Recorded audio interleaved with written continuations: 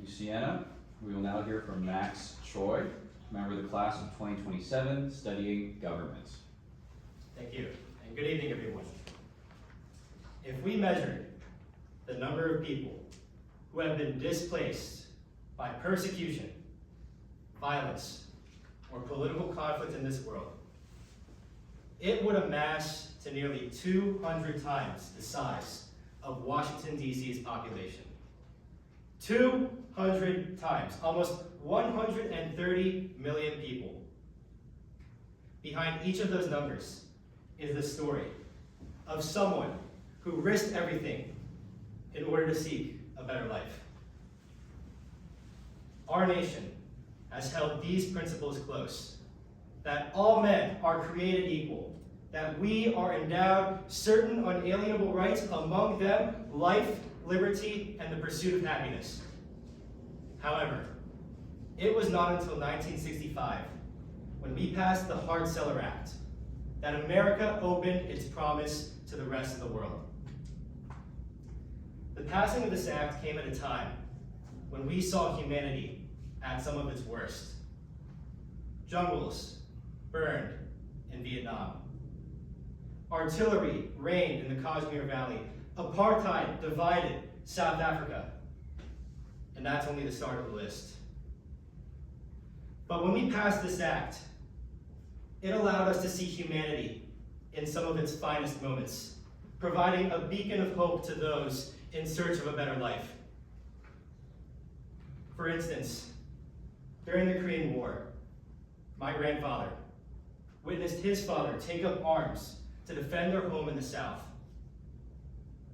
Moments later, my grandfather witnessed an aircraft bomb kill his father.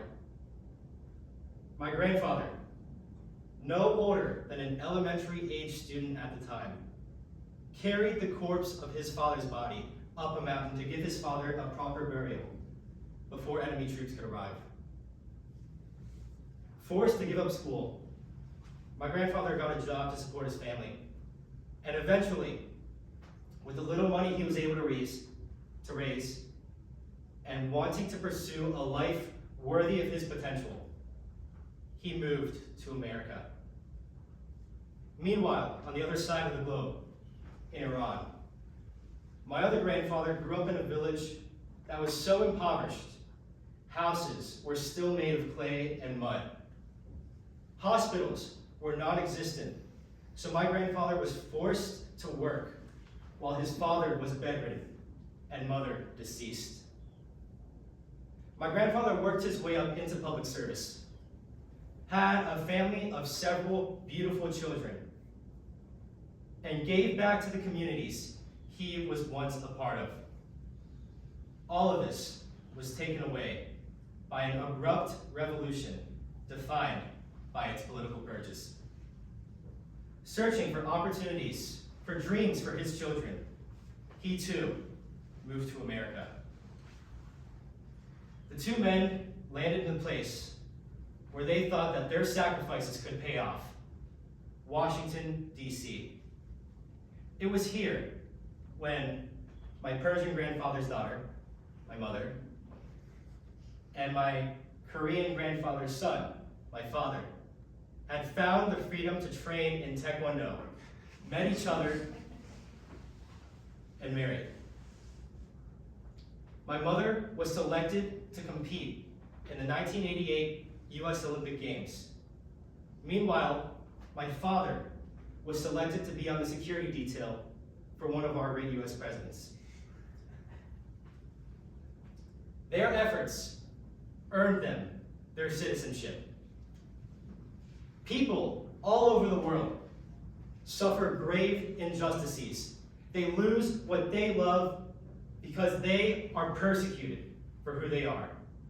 But in the United States, we have asserted that it matters not your race, your gender, skin color, sexuality, religious beliefs. You can come to this country and pursue the promise of a better life. The intersections of my family stories would not be possible without the passing of the Hart-Celler Act. My mother would not be sitting in this room today without the passing of the Hart-Celler Act. But beyond this, the passing of the Hart-Celler Act sent a message to the world. We, as a nation, welcome those who manifest our values. We welcome those who are willing to rebel against oppression in the pursuit of happiness. And finally, we welcome those who are willing to pursue better opportunities, better lives for themselves and their families. Thank you very much.